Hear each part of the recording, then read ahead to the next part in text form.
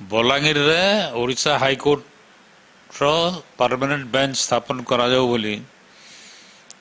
बहु पूर्वर दाबी है आसुची आज नुआ नुहे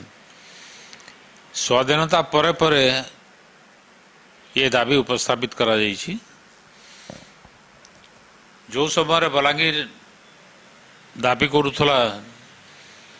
परमानेंट बेंच किंबा सर्किट हाईकोर्ट पे से समय आंदोलन करुनथिले संबलपुरवासी परे संबलपुर वाला कहले आमर भी ये जगह सर्किट हाईकोर्ट हो कि परमानेंट बेंच हो बोलिक नवीन बाबू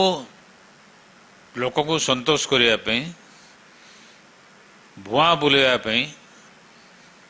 गोटे चिठी लिखिदेले केंद्र सरकार को जो चिठी रे स्पष्ट भाव में से लिखि नथिले कौ जगार से परमानेंट बेंच स्थापन करा जीवो जदियो सुप्रीम कोर्ट रो स्पष्ट निर्देश अच्छी जे राज्य सरकार जेतेबेले रेकमेंड करिवे से समय रे से कौ जगार परमानेंट बेंच स्थापन करा जीवो ताको उल्लेख करिया पे से बाध्य हाईकोर्ट रो मतामत नवापे बाध्य गवर्नर मतामत नवापे बाध्य किंतु लोक को खाली देखा बुआ बुलाइवाई से लिखिदेले ओडिशा रे पश्चिम ओडिशा रे परमानेंट बेंच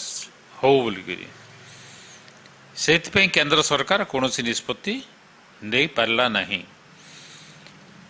जेतेबेले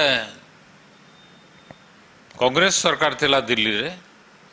मनमोहन सिंह आसते भुवनेश्वर कांग्रेस ऑफिस को से जगार मु उपस्थापित करी बलांगीर रे परमानेंट बेंच स्थापन करा जाऊ बोलिकी एवं मनमोहन सिंह से जगार प्रतिश्रुति देइतिले जदि राज्य सरकार रेकमेंड करे ताले निश्चित भाव में परमानेंट बेंच स्थापन करा जीवो किंतु नवीन पट्टनायक सरकार से रेकमेंडेशन कले नहीं आंदोलन आहरी तीव्र हबार गोड़े घाटी करी से रेकमेंड कला भाया कले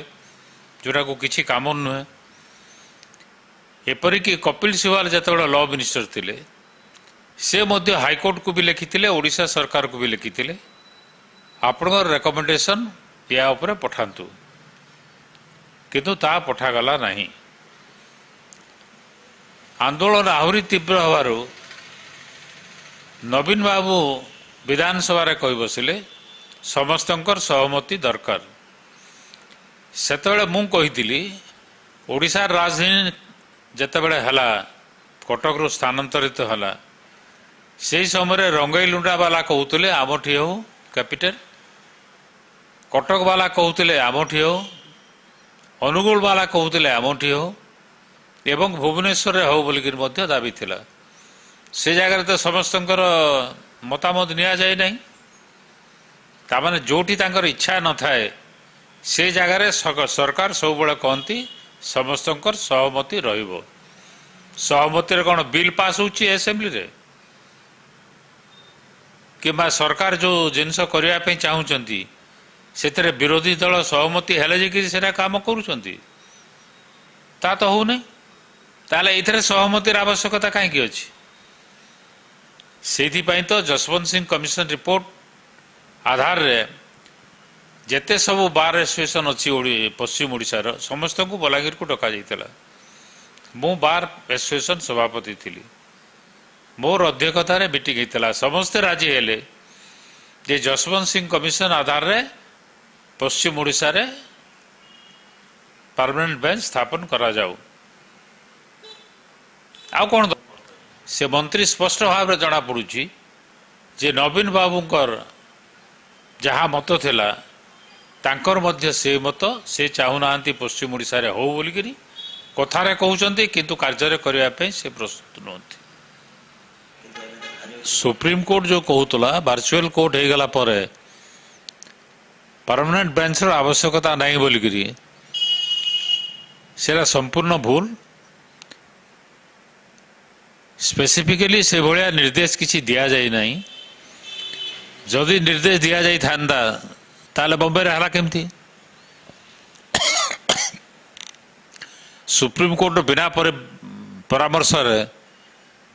ତ ବମ୍ବେରେ ତ ହେଇନଥିବ ଚତୁର୍ଥ ପରମାନେଣ୍ଟ ବେଞ୍ଚ ଏବଂ ସୁପ୍ରିମକୋର୍ଟ ନିଜେ ଯଦି ନିର୍ଦ୍ଦେଶ ଦେଇଛି ତାର ତ ବିରୋଧାଚରଣ ସୁପ୍ରିମକୋର୍ଟ କରିପାରିବ ନାହିଁ। ଏବଂ ବର୍ତ୍ତମାନ ଆହୁରି ବଡ଼ ସମସ୍ୟା ହେଉଛି ପଶ୍ଚିମ ଓଡ଼ିଶାରେ ଯେତେ ଦାବି ଅଛି